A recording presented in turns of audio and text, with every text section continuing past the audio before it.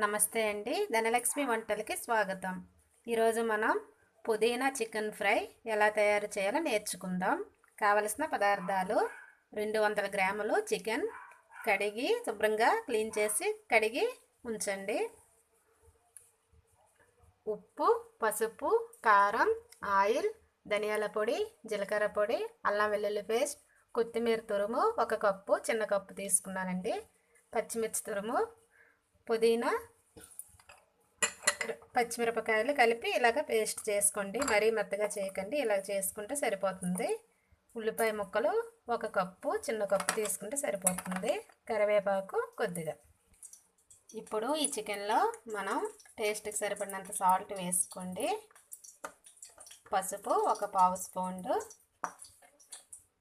కారం 1 స్పూన్ వేసుకోండి. అల్లం వెల్లుల్లి పేస్ట్ 1 అర స్పూన్,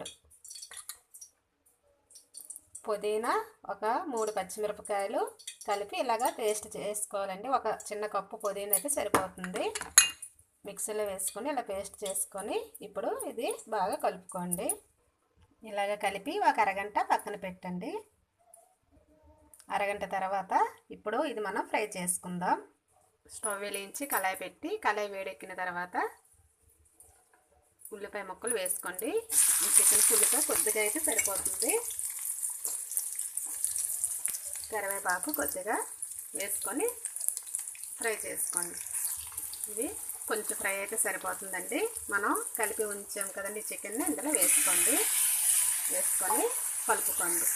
ఇలా కలిపిన తర్వాత మూత పెట్టి 1 పావు గంట ఫ్రై చేసుకోండి. మీడియంలో పెట్టుకోండి మంటని. మూత తీసి చూద్దామండి. చూడండి ఎంత చక్కగా ఫ్రై అయ్యిందో. ఇంకా ఇప్పుడు చివరగా మనం ధనియాల పొడి 1 స్పూన్ వేసుకోండి. జీలకర్ర పొడి 1 పావు స్పూన్ వేసుకోండి. పచ్చిమిర్చి తురుము 1 స్పూన్, చిన్న కప్పుతో తీసుకున్నాం కదండి కొత్తిమీర వేసుకోండి. వేసి కలిపి 1 5 నిమిషాలు వేస్తే సరిపోతుందండి.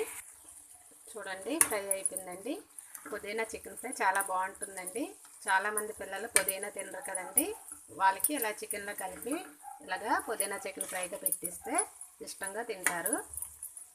ఫ్రై అయిపోయిందండి. స్టవ్ కట్టేసుకొని సర్వింగ్ బౌల్లో తీసుకోండి. వేడి వేడి పుదీనా చికెన్ ఫ్రై రెడీ. మరిన్ని వీడియోల కోసం సబ్స్క్రైబ్ చేయండి. మీకు నా వీడియో నచ్చితే లైక్ చేయండి, షేర్ చేయండి. ధన్యవాదములు.